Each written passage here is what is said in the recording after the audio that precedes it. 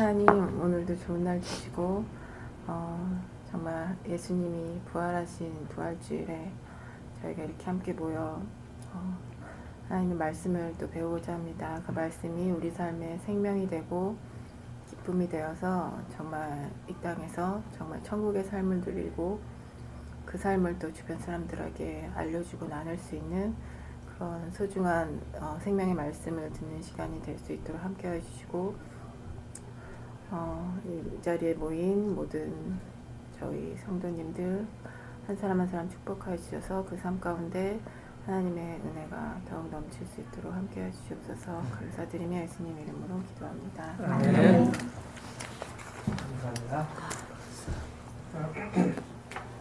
복음과 율법을 제가 해놔서 복음과 율법은 실은 성경 전체의 내용이라 우리가 전번에 언약에 대해서 배웠는데요. 이번에는 간단하게 좀 짚어 넘어가야 것이 하나님 나라에 대해서요. 하나님 나라가 이렇게 하면 아주 좀 쉽습니다. 뭐냐면 하나님 나라가 시작된 하나님의 나라, 약속된 하나님의 나라, 예시된 하나님의 나라, 임재한 하나님의 나라, 완성된 하나님의 나라, 이 5가지로 좀 나눌 수가 있어요. 성경 전체를 창세기부터 계시록까지. 그러면 시작된 하나님의 나라는 창세기 1장부터 2장까지예요. 1장부터 2장까지. 그러면 여기는 시작된 하나님의 나라를 보여주고 있죠. 그러면 시작이 됐으면 뭐가 반드시 있어야 돼요? 끝이 있어야 되죠. 그래서 완성이 있어야 되잖아요. 그렇게 이렇게 해서 인클루지오, 그러니까 숨이 상관이 되는 거예요. 서로 감싸고 있는 거죠. 왜 그러냐면 하나님 나라가 시작됐으면 계시록에서는 완성을 한다고 그랬잖아요. 그래서 우리 지금 계시록 21장, 22장과 연관이 그래서 있는 거예요. 창세기 1, 2장과 계시록 21, 22장과. 그래서 시작된 하나님의 나라가 완성된 하나님의 나라를 보여주고 있지요. 그래서 이미 창세기 속에 1, 2장 속에 이 완성된 하나님의 나라까지 다 보여주는 걸 이야기하고 있습니다.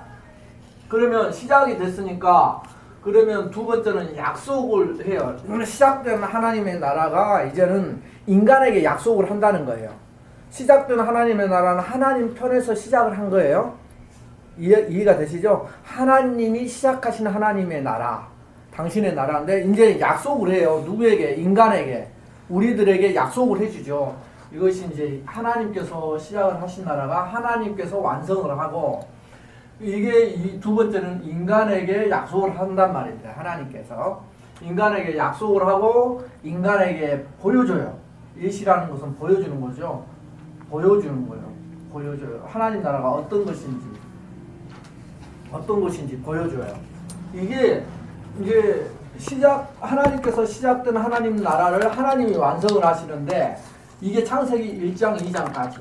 근데 약속된 하나님의 나라는 인간에게, 우리에게 약속을 해주는데 3장부터 50장까지예요. 창세기. 그 다음에 이제 인간에게 약속을 했으면 약속된 것이 어떤 하나님의 나라인지를 보여주는 거예요. 그게 출애굽기부터 말라기까지예요. 출애굽기부터 말라기까지. 이게 이제 보여주는 거예요. 약속한 하나님의 나라가 어떤 것인지를 보여주는 거예요. 그 다음에 이제 이게 신약으로 넘어와서 이제 이렇게 약속하고 보여줬잖아요. 그러면 이제 실제가 무엇인지, 여기는 예시를 했으니까 이제 그 실제가 무엇인지, 그 실제가 오시는 거죠. 그래서 하나님 나라가 인간에게 오는 거예요. 인간에게. 그래서 이게 마태복음부터 계시록 앞에 있는 유다서까지예요. 아시겠죠? 그래서 이제 신약에서는 예수님이 오시잖아요. 예수님이 진짜 임재를 하잖아요. 왜 그러냐면 약속하시고 예시를 해주었으니까 그 예시된 예수님이 천국 하나님 나라가 오시는 거예요. 그래서 오시는 것이 이제 신약의 이야기예요. 그래서 오셔가지고 마무리까지 어떻게 하시는가, 하나님이 오셔서 마무리를 어떻게 하시는가, 이게 이제 새 언약의 완성을 이야기하는 거죠. 그래서 전번에 조금 이야기하려고 했던 것이 책 이름이 여기가 아니었구나. 약속과 구원이라는 책이 우리 교회 도서실에 있습니다. 꽤 두꺼운 책인데요. 2권으로 되어 있는가 이게. 그래서 이제 그 의미에서 이렇게 해놓은 거예요. 이렇게 보면은 성경 전체가 어떤 내용인지 이제 한눈에 들어오잖아요. 그죠? 성경 전체의 내용이 한눈에 싹 들어오게 돼 있어요. 하나님의 나라가 성경이 이렇게 구성이 됐구나. 하나님께서 하나님 나라를 하나님이 시작을 하셨구나. 이게 창세기 1, 2장. 그러면 3장부터는 이제 그 하나님이 시작하신 것을 인간에게 약속을 해주고 그 다음에 인간에게 약속한 것을 인간에게 예시로 보여줘요. 그리고 예시로 보여준 것을 이제 진짜 하나님이 오셔가지고 이 땅에서 하나님 나라를 이제 점점점 이루어 가시죠. 그리고 완성을 해가요. 이게 이제 성경 전체제. 그러니까 신약도 쉽죠. 5가지로 해놨으니까. 신약이 계시록은 완성이니까 창세기가 계시라고. 마태복음도 나머지 전체고. 여기도 출애굽기부터 전체고. 너무 쉬워요. 전체적인 것이. 이게 이제 하나님의 나라예요. 하나님 나라가 이렇게 완성이 되어서 우리에게 실은 복이라는 게 뭐냐면 우리가 복이라고 따졌을 때 이 복이 무슨 내용이냐? 그럼 복이라는 것은 나하고 상관이 없으면 복이 아니란 말입니다. 나하고 상관이 있어야지 진짜 나에게 복이 되는 거예요. 그래서 이 복을 하나님께서 주시고자 하는 복이 무엇이냐? 이게 하나님의 나라예요. 주시고자 하는 하나님의 복이 무엇이냐? 그러니까 나에게 하나님이 복된 예수님으로 오셨다면 왜 나에게 복된 예수가 될 수 있는가? 나를 하나님 나라로 만드시겠다는 그것이 우리가 전번에 배웠던 이스라엘 역사와 그게 이제 거기는 어떻게 여기에 예시된 하나님 나라에 들어가야 되잖아요. 이스라엘의 출애굽 역사 이 역사가 나타내주는 것이 예수 그리스도가 이제 오셔서 그 역사 구원의 역사를 보여준다 했잖아요. 우리가 그때는 구원, 구속 이런 말을 썼는데 다른 말로 바꾸면 하나님의 나라라고 써도 틀리지가 않단 말입니다. 똑같은 말이에요. 그래서 성경에서 구원 받았다 했을 때는 우리가 죽음에서 구원, 죽음이라는 전제 속에서 이야기하는 것이 구원이고 살려내는 거니까 나라의 개념은 이제 조금 이제 그 시각을 달리한 거예요. 이제는 나라의 개념은 2가지로 여기는 죄 그래서 여기는 구원이라는 말을 했다면 여기를 좀 죄라는 표현으로 이것으로 표현하면 죄의 나라라고 이야기를 할 수 있어요. 죄의 나라에서 다른 말로는 여기가 세상이라고 표현해요. 성경에서는. 그러나 구원은 어디로? 죄의 나라에서 하나님 나라로 세상에서 천국으로 이렇게 표현을 그렇게 하는 거예요. 그래서 표현만 조금 어떤 관점에서 이야기를 하느냐 이거에 따라서 성경 전체를 이렇게 풀어낼 수가 있습니다. 그래서 이런 관점에서 성경을 보면은 하나님 나라가 이래서 우리에게 주시는 복이구나. 그러면서 이제 예수님께서 가나안 우리가 여기서 배웠잖아요. 출애굽에서 가나안이 최종 지금 성경에서 천국을 상징하는 거였는데 예수님께서는 이 가나안을 뭘로 성취를 하신다고 그랬어요? 초소의 개념으로 내가 아버지께 초소를 마련하라고 간다고 했잖아요. 그런데 이제 이게 예수님에서 끝나는 것이 아니라 당신의 택한 백성 하나님의 자녀들도 이걸 살아낸다고 했잖아요. 인생 속에서. 그런데 이 초소의 개념은 우리 인생 속에서 뭘로 바뀐다고 그랬어요? 초소가 우리들한테 적용될 때는 전번에 써놓은 거 없어요? 우리들한테 바뀔 때는 성전. 내가 성전 되는 거예요. 다른 말로 내가 하나님 나라가 되는 거예요. 왜 그러냐면 나라의 개념은 여기에서 이 나라의 개념은 우리가 잘 알다시피 세 가지 개념을 포함하잖아요. 국민, 백성. 성경에서는 백성이라는 말을 많이 쓰죠. 주권, 이것은 성경에서는 통치라는 말을 쓰죠. 다른 말로 왕의 통치를 말하는 겁니다. 세 번째는 땅. 이 세 가지를 이야기를 해요. 그래서 그 나라의 백성을 준비하고 그 나라의 백성은 하나님이 통치하고 그 나라의 통치 장소가 어디예요? 우리의 몸이잖아요. 그래서 이걸 딱 보면은 결국은 우리를 하나님 나라, 나를 하나님 나라로 대상을 보는 거예요. 이 나라가, 하나님 나라가. 결국은 나라는 나를 통치하신단 말입니다. 내가 그의 땅이잖아요. 하나님이 다스리는 몸이잖아요. 그리고 누가 다스리냐면 하나님, 왕이신 하나님이 다스리잖아요. 우리는 그의 다스림을 받는 백성의 입장이잖아요. 그러니까 결국은 하나님 나라, 이 나라는 누구에게 완성이 되냐면 나에게서 완성이 된단 말입니다. 하나님이 나에게 찾아오셔가지고 나를 하나님 나라로 만들겠다는 거예요. 그래서 복인 거예요. 죄를 하나님 나라 만들고 천국 만든다면 복이 아니죠. 그냥 우리는 부러움의 대상이겠죠. 근데 나를 그렇게 하나님 나라 만들어 버리시겠다는 이 하나님의 열심, 이게 하나님의 비밀, 하나님의 경륜 이렇게 다 쓴단 말입니다.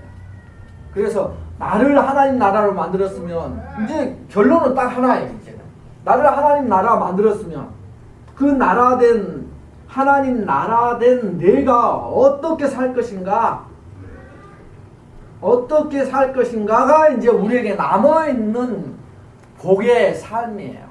어떻게 사는 것이 하나님 나라로서 사는 것인가. 이제 이것만 고민하면 되죠. 어떻게 사는 것이. 그래서 이 어떻게 사는 것을 이 복인가 해서 여기에 대한 해답이 세언약이랍니다. 이게 대한 대답을 세언약으로 하고 있습니다. 그래서 우리가 하나님 나라가 이렇게 다섯 가지는 쉬운 게 이거예요. 왜 다섯 가지가 쉬우냐면 다섯 가지가 이게 다섯 가지잖아요. 여기가 10개를 우리가 10개면 우리가 뭐 하지요? 10개를. 그래서 5개는 손가락 5개예요. 손가락 5개. 이게 두 가지가 합쳐진 거예요. 그래서 10개면 두 돌판이에요. 한 돌판에 쓰는 게 아니라 두 돌판에 따로따로 써요. 그래서 이 두 돌판을 가지고 어떤 신학자는 10계명, 1계명부터 4계명, 나, 우, 여, 안 여기까지를 하나님 사랑으로 보통 보지만 전번에 조금 그 내용을 다른 게 우리 10계명 그거 봤죠? 그래가지고 제가 물어봤는데 그걸 이렇게 대답을 했죠. 10계명 보니까 1계명부터 4계명까지가 세습된 게 아니라 5계명까지가 해석이 나오죠. 그죠? 6계명부터가 단줄이죠. 명령으로만 나오죠. 그래서 1계명부터 5계명까지를 하나님 사랑으로 보는 사람도 있어요. 그래서 부모를 사랑하라는 것이 그러면 인간의 부모만을 이야기하는 것이 아니라 이 부모는 하나님 아버지를 말하는 거다. 이렇게. 그래서 나머지 해석 부분을 10계명에서 출애굽기 20장인가요? 이 10계명 받는 장면이 거기에서 5개, 앞에 5개 아니면 4개일 수도 있고 이 부분이 하나님 사랑 부분이잖아요. 나머지 또 두 돌판에 5개나 6개 둘 중에 하나겠죠. 이것은 이웃 사랑에 대한 이야기잖아요. 근데 하나님 사랑에 대한 부분을 출애굽기에 보면 하나님 아버지가 해석해줘요. 설명해준다고. 그렇게 돼 있어요. 거기 보십시오. 그거 해석이 돼 있잖아요. 설명이 돼 있죠. 그게 십계명에. 그러면 이웃 사랑에 대한 부분은 없어요. 그냥 명령만 있어요. 이것을 어디에서 한다고요? 예수님이 산상수훈에서 해요. 그래서 산상수훈에서 보면 살인하지 말라를 어떻게 해석을 해요?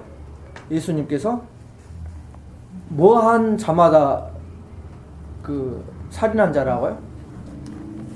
미워. 네, 마음속에 미움만 있어도 살인한다. 또 간음도 해석을 하죠.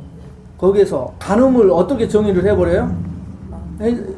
예수님께서 마음에 음욕을 품고, 그러니까 생각만 해도 간음한 자라고 정의를 해요. 아예 풀어 거기서 다 해석을 하신다니까. 그래서 그런 그 나머지 부분을 예수님께서 산상수훈에서 설명하시는 거예요. 아버지가 설명하고 아들이 설명하는 거예요. 그런데 이 차원은 똑같은 거예요. 하나님을 사랑하면 이웃을 사랑하게 돼 있어요. 그래서 그렇게 풀어요. 똑같은 하나님이 풀어주시는 거예요. 이웃을 사랑하는 것은 하나님 사랑하는 거예요. 그렇게 이제 해석을 해요. 그래서 여기하고 비슷하다면 여기 보십시오. 5개잖아요. 하나님 나라를 5개로. 그게 5개로 하면 쉽게 이어진단 말이에요.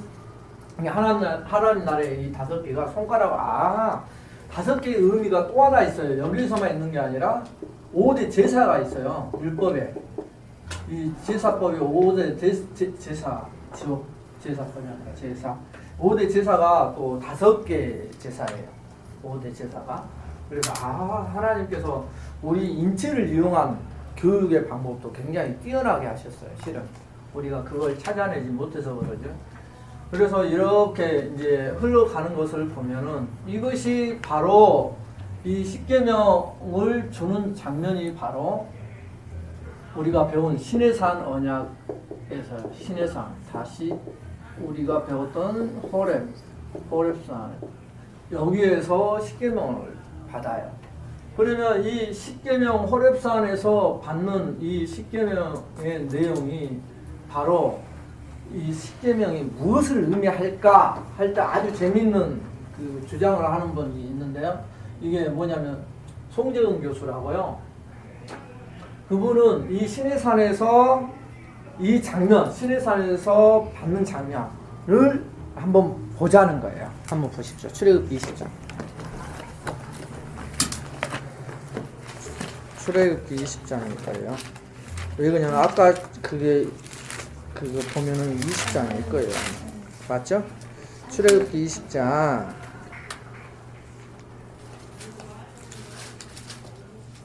이 20장의 이야기가 십계명 받는 말씀이에요.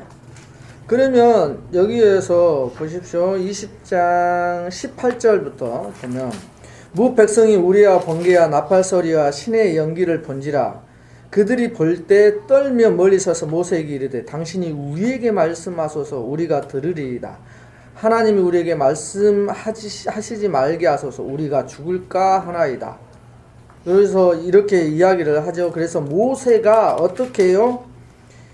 모세가 19장부터 이야기를 하는 게 모세가 하나님께 올라가서 하나님의 말씀을 듣고 또 내려와요. 그리고 모세가 듣고 내려와서 백성이 이야기를 하고 백성이 오케이 하니까 다시 하나님께 가요. 이러한 모세의 역할을 성경에서는 이때 이야기 모세의 역할을 중보자라는 이름을 써요. 그죠? 그래서 예수님의 모형을 담고 있죠. 모세가. 그래서 예수님을 중보자라고 써요. 예수님을. 모세가 예수님을 모형을 하고 있으니까. 근데 이것이 단지 그것만을 나타낸 것이 아니라 에레미야 우리가 전번에 이제 본격적으로 들어갔죠. 에레미야 31장 31절. 에레미야 31장 31절.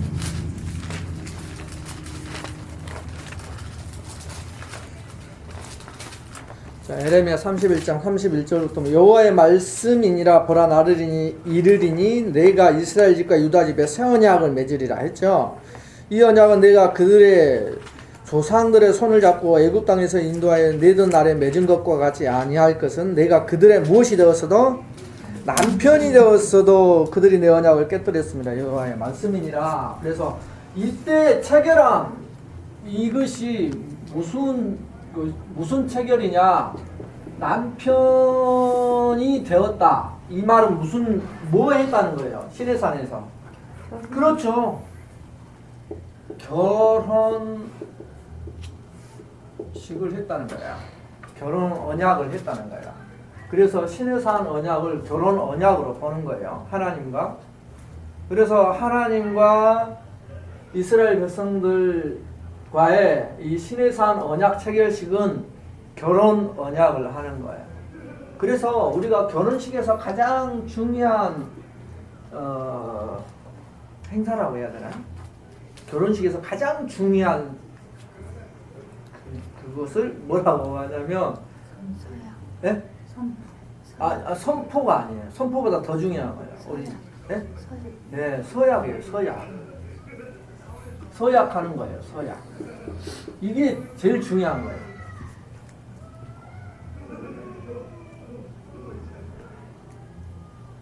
신랑 신부 서약하잖아요. 그게 실은 성경에서 보면 이 서약식이 가장 중요해요. 그래서 이 서약식에서 약속을 맹세하는 거잖아요. 맹세 서자니까. 왜 약속을 맹세하는 것이 어디에서 나오냐? 시내산에서 나와요. 출애굽기 20장 21장 거 보면 이제 네가 이렇게 다 할래? 이 언약을 니들이 다 지킬래? 물어보잖아요. 그러니까 예 하죠. 그게 어디서 나와요? 신명기 5장. 아니 신명기 27장 28장부터는 공약 27장 26절. 신명기 27장 26절입니다. 신명기 27장 26절. 이 율법의 말씀을 실행하지 아니하는 자는 저주를 받을 것이라 할 것이요. 이제 이 율법이 아까 지금 언약의 말씀을 말합니다. 모든 백성은 뭐 할지니라? 아멘 할지라. 이게 서약의 가장 하이라이트 이야기입니다. 그래서 아멘이라는 네 그렇게 하겠습니다 약속하는 것이죠. 이 신랑에게 이 신부를 머리 하얀 머리가 팥뿌리가 되기까지 하얀 머리가 팥뿌리가 아닙니다. 검은 머리가 팥뿌리가 될 때까지 뭐 비가 오나 눈이 오나 아프나 안 아프나 영원히 사랑할 것을 서약하십니까? 이렇게 물어보는 거예요. 이 장면이. 그러냐 네 이렇게 했을 때 서약이 이루어지는 거예요. 그래서 이 시내산 언약이 이렇게 봐도 참 재밌어요. 그래서 결혼을 하는구나. 그래서 결혼의 이야기는 여기서 끝나는 게 아니라 했잖아요. 여기서 시작되는 것도 아니고 실은 이 결혼의 이야기는 어디서부터 출발을 해요? 창세기 2장인가요? 우리가? 결혼의 이야기가 창세기부터 시작을 해요. 창세기 2장 24절 여기서부터 출발을 해요. 창세기 2장 24절부터 출발을 해요.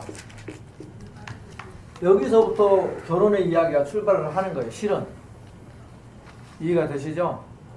그래서 이 창세기 2장 24절의 이야기가 부모를 떠나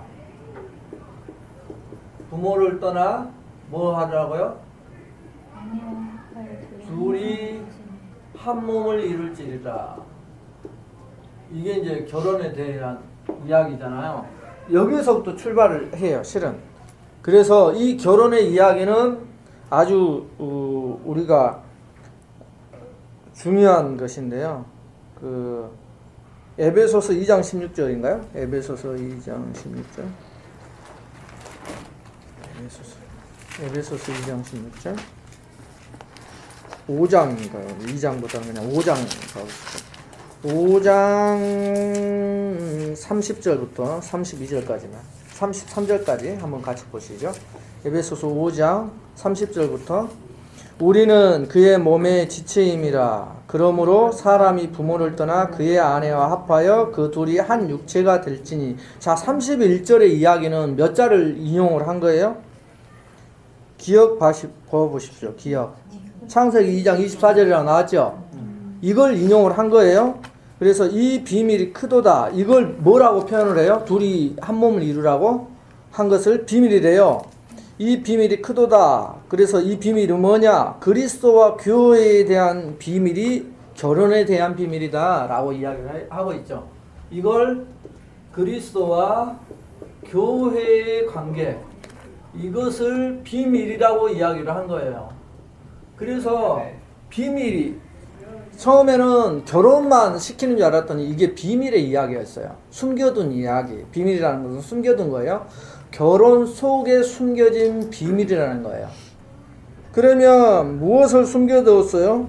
말라기 2장 15절. 말라기 2장 15절. 말라기 2장 15절 가보십시오. 말라기 2장 15절.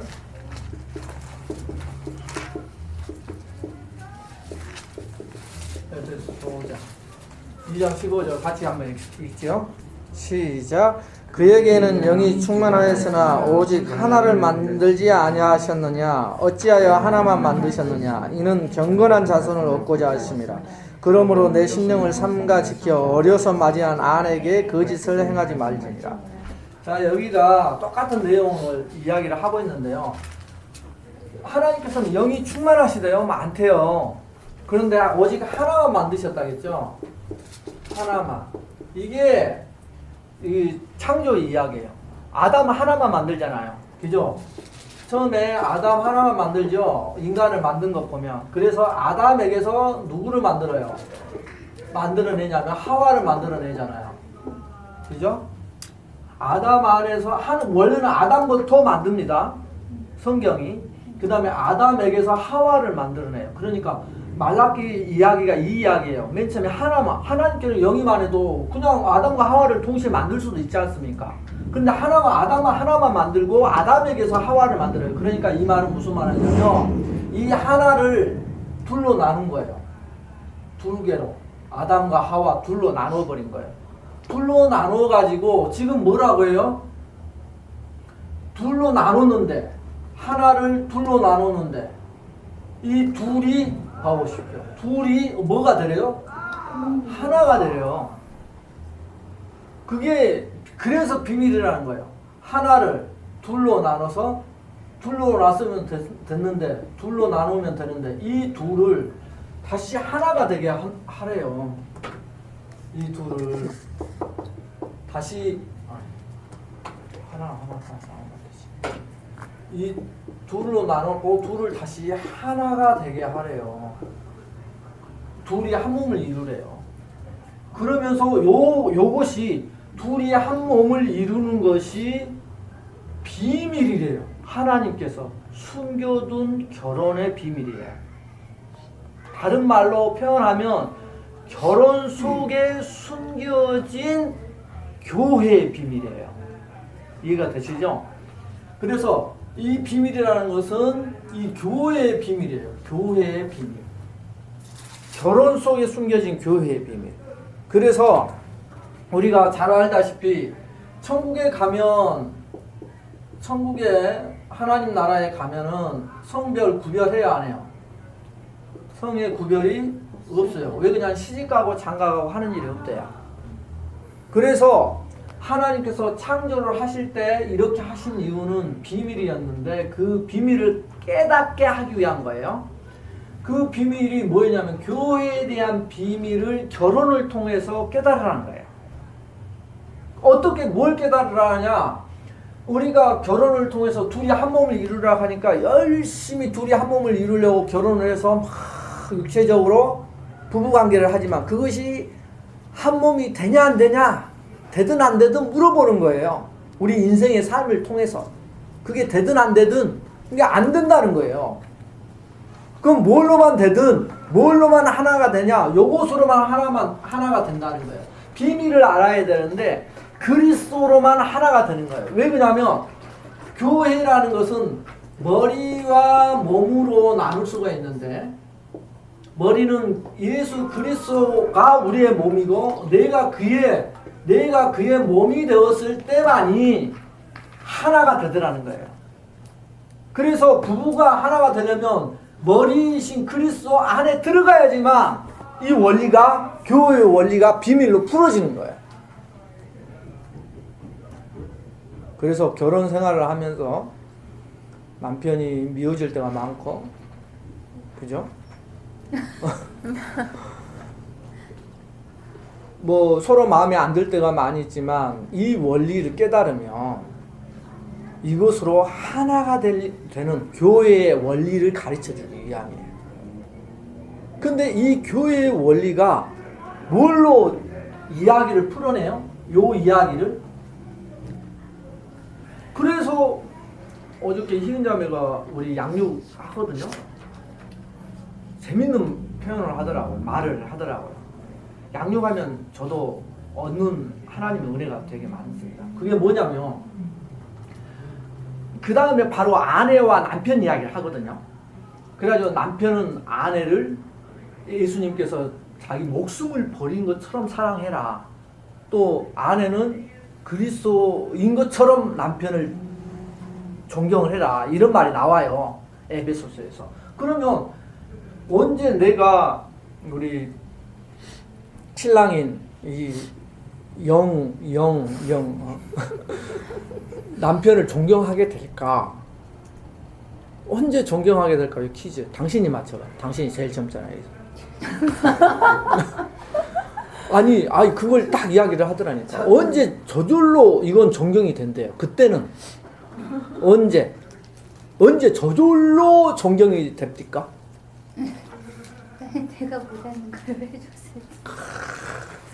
이 이야기를 했어요. 남편이 정말 나를 사랑해 줄 때는 존경하지 말으라 해도 그 사랑해 주는 모습을 보고 그 마음을 보고 저절로 존경이 된대요. 근데 그게 성경의 원리거든요.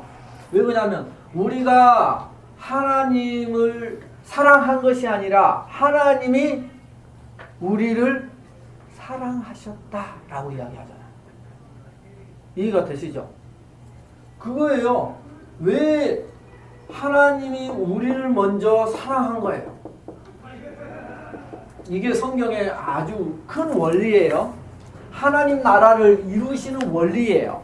이것이 요 사랑이 뭐라고 성경에서는 또 표현하냐면 율법의 완성 이렇게 표현을 해요. 그죠?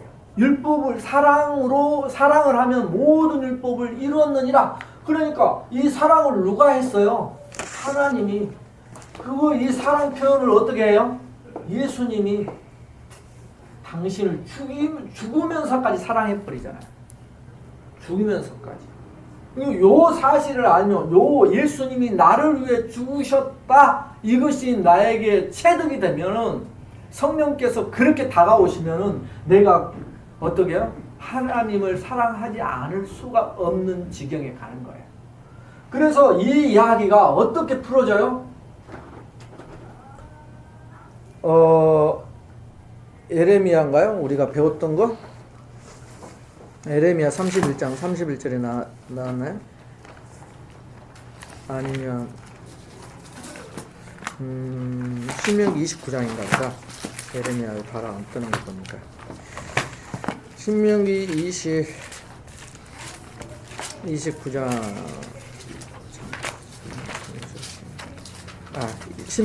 신명기가 맞아요. 30장 6절입니다. 그래서 요것이 이어져서 출애굽기 30장의 이야기가 나오는 거예요. 30장 몇 절이냐면 6절. 그래서 같이 한번 읽어봅니다. 시작. 내 하나님 여호와께서 내 마음과 내 자손의 마음에 할례를 베푸사 너로 마음을 다하며 뜻을 다하여 내 하나님 여호와를 사랑하게 하사. 이해가 되시죠? 어떻게 사랑하게 하사 이렇게 할 수 있나요?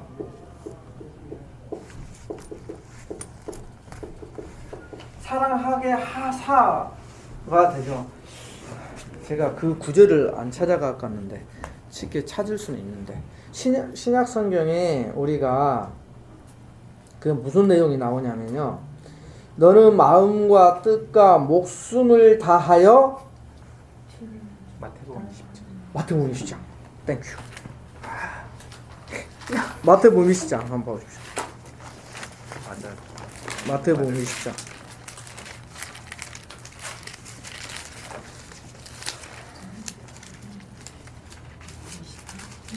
마태복음 20장.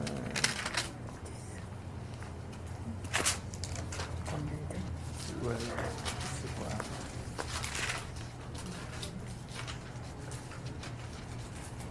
너는 마음을 다하고 목숨을 다하고 뜻을 다하여 내 하나님 여호와를 사랑하라. 이것이 22장이네. 22장. 네. 온 율법의 22장 37절. 37절. 마태복음 보십시오. 22장 37절. 한번 보십시오.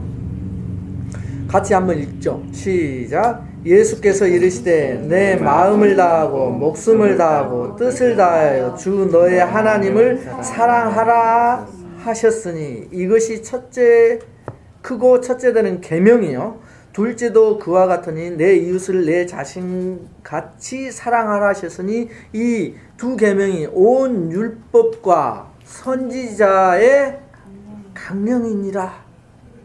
이거 드시죠? 자, 이것이 온 율법과 선지자들이 가르쳐 온 것이다 이 말이에요. 가장 중요한 핵심 요 말이다 이 말이에요. 이해가 되시죠? 이 질문을 그 사두개인과 바리새인이 물어봤잖아요. 네. 근데 율법에서 가장 큰 계명이 무엇입니까? 하고 물어봐서 네. 예수님이 이렇게 대답하셨는데 네. 그러면 새 언약의 측면에서는 어떤 내용을 말씀하셨나요, 예수님? 이게 지금 율법에 대해서 물어본 거거든요. 네, 알겠습니다. 네. 자, 봐보세요. 자, 율법을 이제 이게 뭐냐면 율법의 강령이래요. 가장 중요한 명령이에요.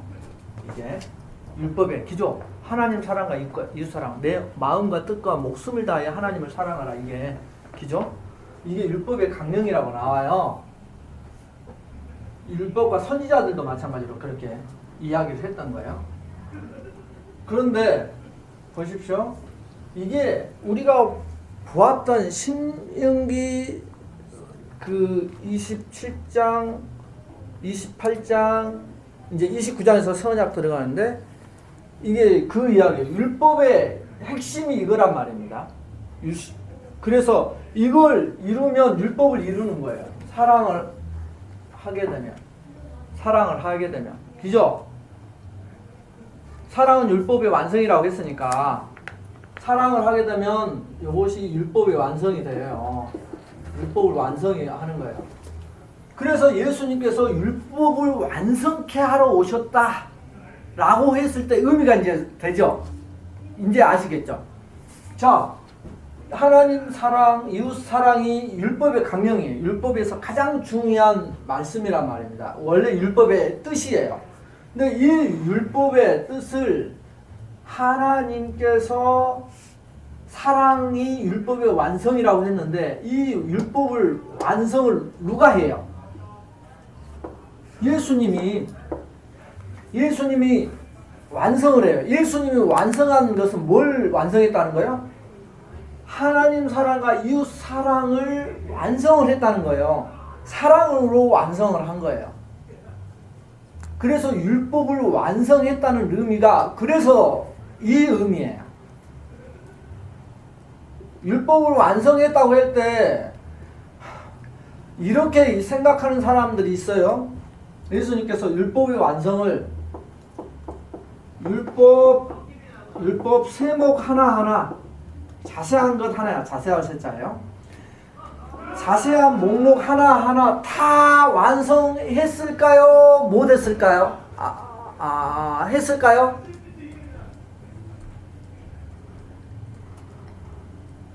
안 했어요? 왜요? 안 한 증거를 그러면 돼야 돼요. 율법을 예수님께서 이 땅에 오셔가지고 사실 때 율법 하나하나 율법에 기록한 모든 것을 다 완성을 했을까요? 그러니까 지켰을까요? 못 지켰을까요? 못 지켰다고 하면 증거를 대야 돼요. 지켰다고 하면 증거 안 돼도 돼요.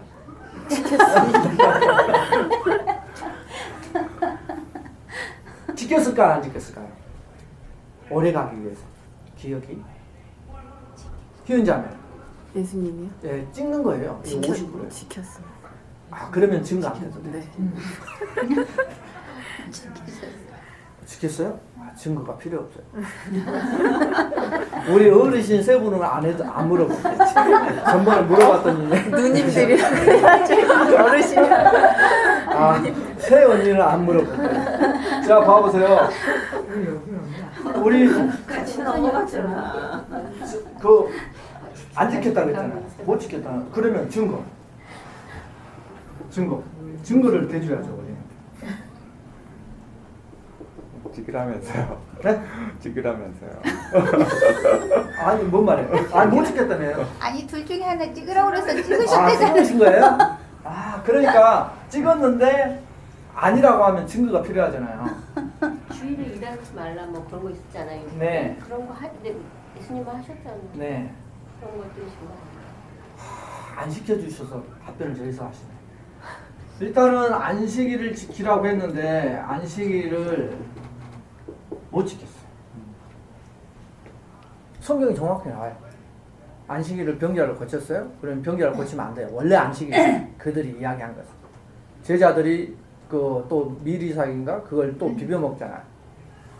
그것만 딱 들어도 그죠? 그러니까 원래 그러나 예수님께서 안식일이 아니죠. 이렇게 안식일을 지키지 일부러 않으신 의도가 있을 수 있어요. 왜 그러냐면 이 의미가 무엇인지 참 하나님께서 가르치고자 하는 참 의미를 그들은 몰랐잖아. 참 안식이 무엇인지를. 그래서 이 안식이 예수 그리스도와 안식이라는 것을 가르쳐주기 위함이었어요. 실은. 그런데 그들은 문자적으로만 안식일을 범했다고 이야기를 하는 거예요. 이해가 되시죠? 원래 하나님께서 그래서 이 안식일을 주신 이유는 그리스도가 안식이라는 것을 나타내기 위함인데 그들은 문자적으로만 해석을 했기 때문에 그 측면에서 보면 문자적인 측면에서 못 지킨 거예요. 안식일의 주인이신 예수 그리스도. 예, 안식일의 주인이신. 그러니까 안식이에요, 주인이 그 말이. 그래서 요 부분이 정확하게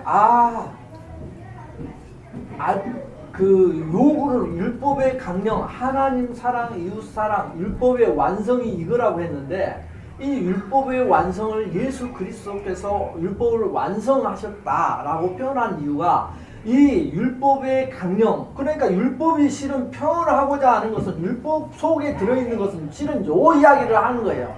하나님 사랑과 이웃 사랑을 하라고 율법을 준 거거든요. 그런데 이 사람은 사랑을 하려고 하는 것이 아니라 율법 세목 하나하나를 그냥 문자적으로 지키는 것이 다인 줄 알았어요. 그거 차이죠. 완전히 하나님이 주신 목적을 떠나버린 거죠.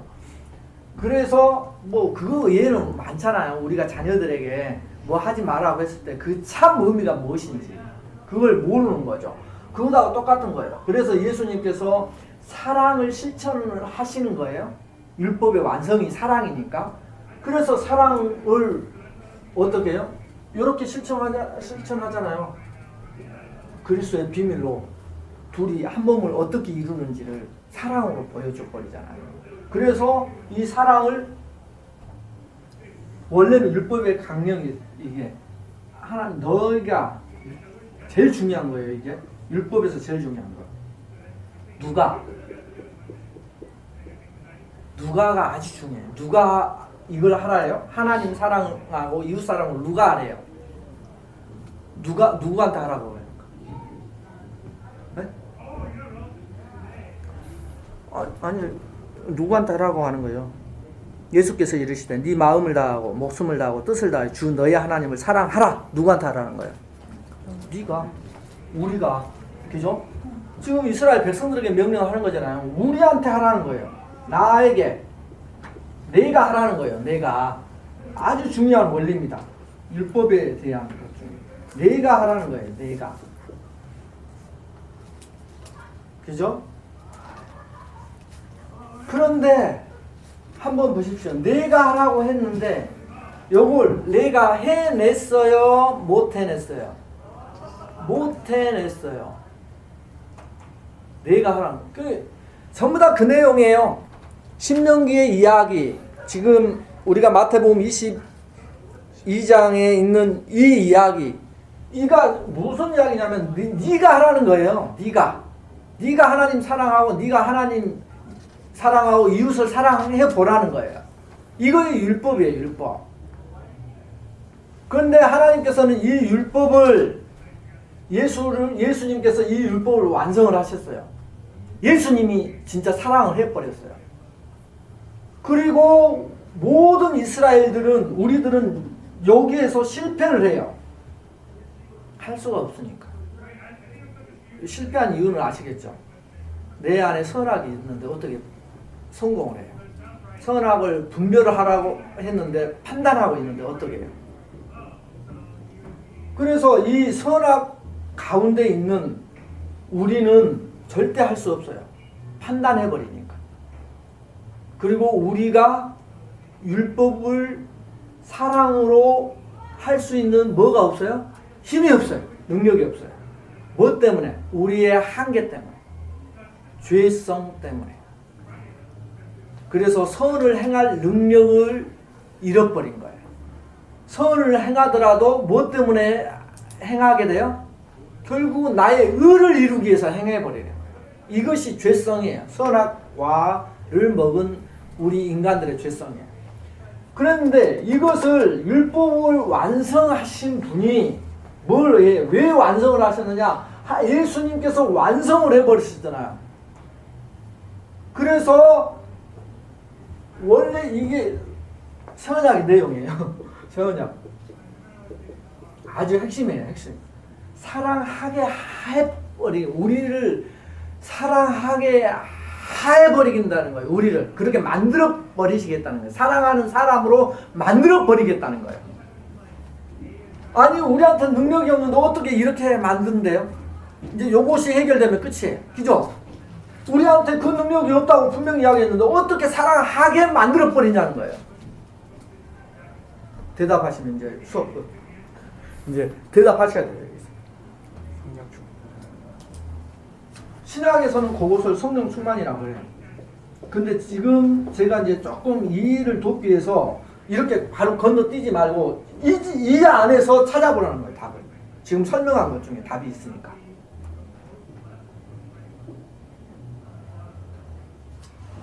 뭐겠어요?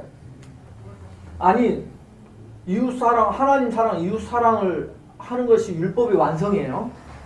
근데 나는 누구한테 이걸 하라고 했냐면 네 마음과 뜻과 정성을 다해서 하나님을 사랑하라. 이것이 온 율법의 강령이다 했는데 네가 사랑해보라는 거예요. 그런데 우리한테 그 능력이 있다 없다? 없다는 거예요. 그 없는데 하나님께서는 새 언약을 통해서 사랑하게 만들어버리겠다는 거예요. 그렇게 우리를. 그럼 그 방법이 뭐냐는 거예요. 예수가 내 주인이네. 네? 그리스도 안에 예수 그리스도. 여기 모이신 분은 훌륭하신 분들만. 예수님께서 이걸 완성을 했다 했잖아요. 사랑으로 예수님 진짜 완성을 했잖아요. 목숨을 줘버렸으니까 이게 이보다 더 큰 사랑이 없잖아요. 그래서 율법을 완성을 해버렸어요.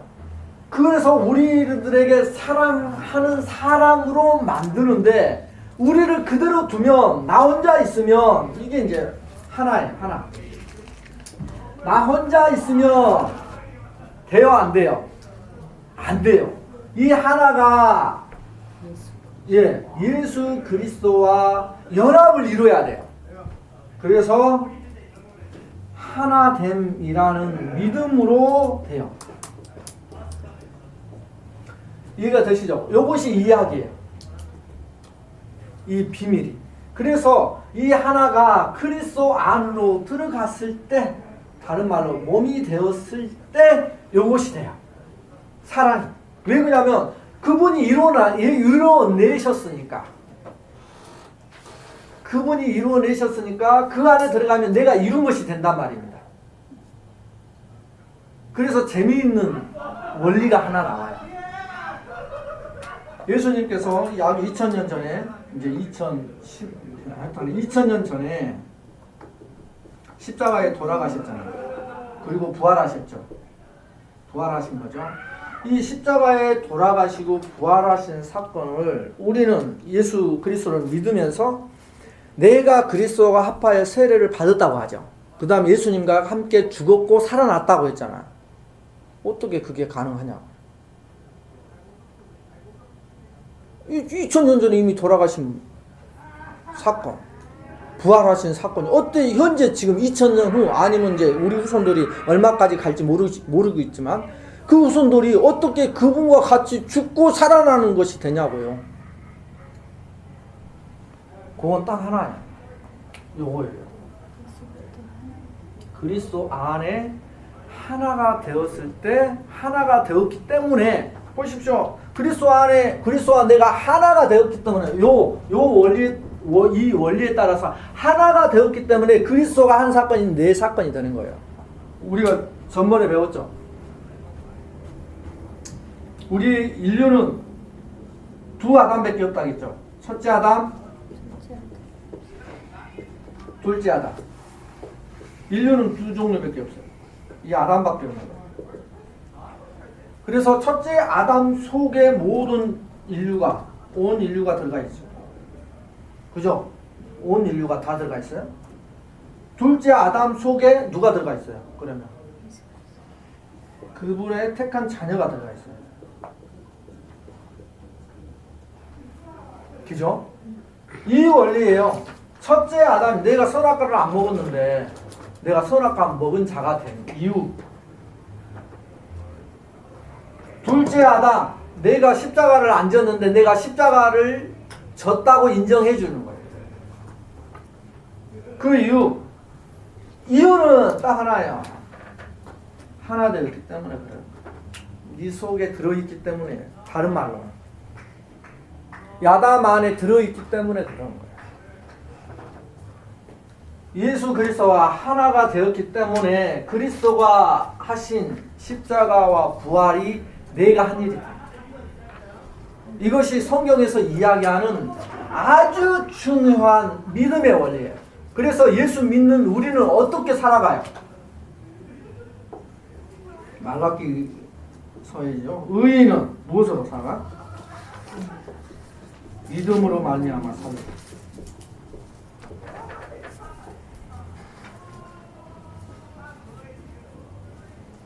그래서 믿음이라는 것은 그냥 내가 주여 믿습니다. 이게 믿음이 아니에요. 믿음은 그리스도와 하나가 되는 것을 믿음이라고 하는 거예요.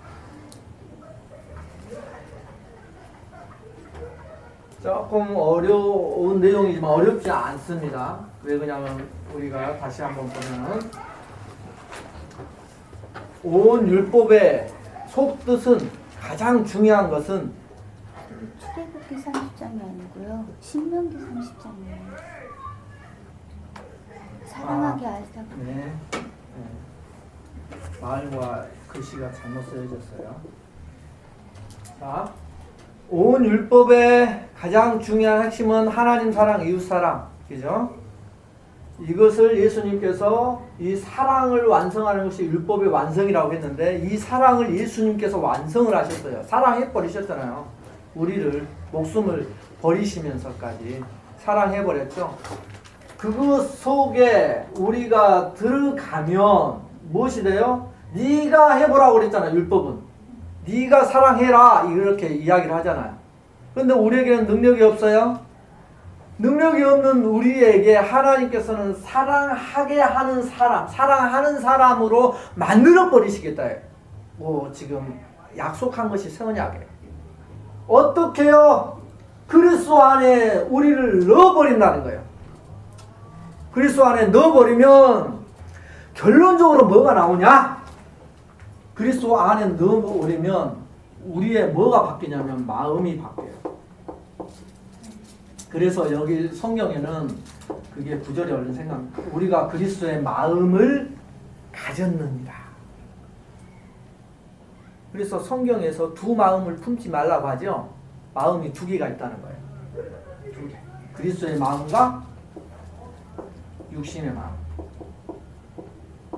이 두 마음의 싸움이 바로 영적인 싸움이에요. 이 싸움이에요. 왜 영적인 싸움이냐? 하나는 사단이 차지하려고 하는 마음이에요. 이것은 성령이 차지하려고 하는 마음. 그래서 지금 병주 형제가 신약의 답을 이야기하는 성령 충만이라고 해요. 그리스도의 마음으로 우리를 완전히 바꿔버리는 그 싸움이 이제 영적 싸움. 그래서 그리스도의 마음으로 봐보십시오. 그리스도의 마음이라면 실은 용서 못할 사람이 어디 있겠습니까? 실은 안 그래요? 내 마음이라면 원수가 용서돼요? 안 돼요? 솔직히 안 되죠. 패도 한 대만 패면 속 시원하지가 않아요. 죽을 때까지 패야지 이게 속 시원한 거예요. 내 마음은. 그러나 그리스도의 마음이라면 그게 용서가 되잖아요. 그리스도의 마음이라면 남편이 사랑스럽지 않겠어요? 내 마음에 비춰보니까 마음에 안 드는 것이지. 그래서 실은 우리의 마음을 바꾸는 작업을 하는 거예요. 이게 새 언약이에요.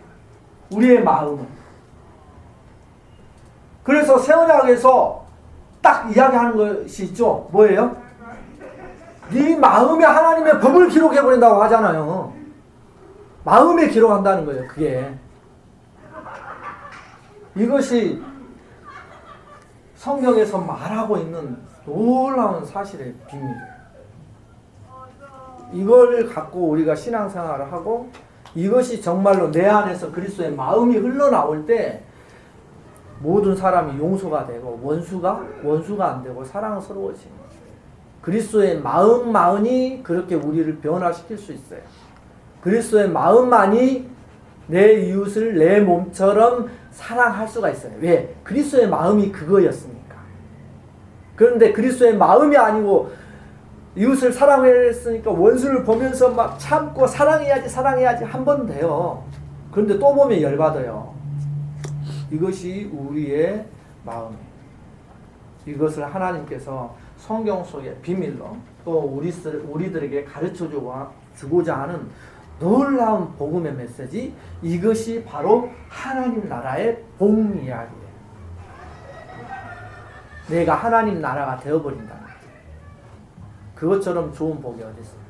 어떻게 된다요? 이렇게 돼요? 물어보면 어떻게 된다요? 이렇게 돼요. 이러한 삶이 우리 속에서 나타나면 정말로 우리의 삶이 바뀔 것입니다. 그리고 하나님께서 원하시는 복이 내 안에서 실질적으로 이루어질 것입니다. 이러한 복 가운데 거하시는 우리 귀한 하나님의 택하신 자녀, 또 귀중한 삶이 주님 앞에서 펼쳐지고 영광 드러내기를 기도합니다. 기도하시겠습니다. 사랑의 하나님, 말로만 우리가 그렇게 배웠지만 다시 한번 말씀을 통해서 살펴봅니다. 사랑이 율법의 완성, 이것이 그리스도를 통해서 우리에게 나타나지게 하시고 그리스도의 마음이 내 안에서 나타나서 정말로 성령 충만한 삶이 이루어지게 하여 주옵소서. 이제 또 우리 사모님 내일부터 한국으로 중국으로 여행 중에 있을 때 하나님 지켜주시고 또 그곳의 좋은 소식들 우리에게 서로 나누며 서로 즐거워하며 위로할 수 있도록 도와주옵시고 또 우리 가운데 혹시 하나님 갈등 속에 있습니까? 힘든 가운데 있습니까? 하나님께서 찾아가 주시어서 그리스도의 마음이 될 수 있도록 성령님께서 역사해 주시옵소서. 예수 그리스도의 이름으로 기도합니다. 아멘. 감사합니다.